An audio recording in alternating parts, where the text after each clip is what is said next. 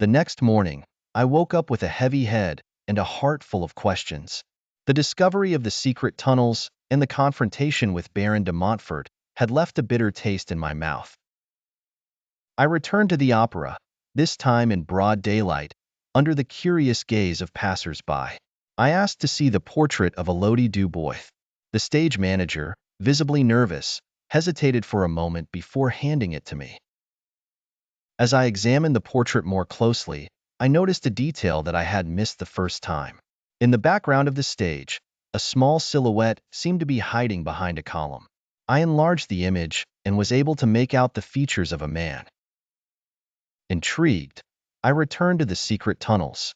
With the help of a forensic technician, we managed to open a hidden passage behind the column of the portrait.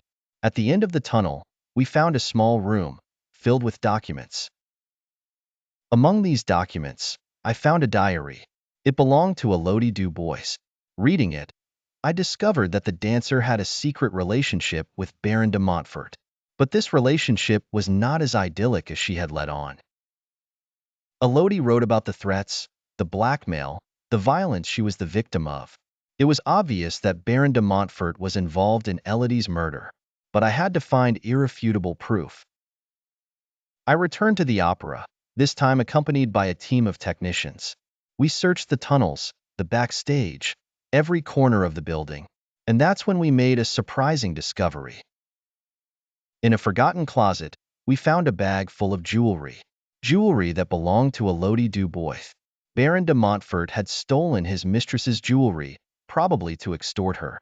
But when she refused to give in to his demands, he killed her. With this evidence in hand, I went to confront Baron de Montfort. He tried to deny it, to lie, but the evidence was overwhelming.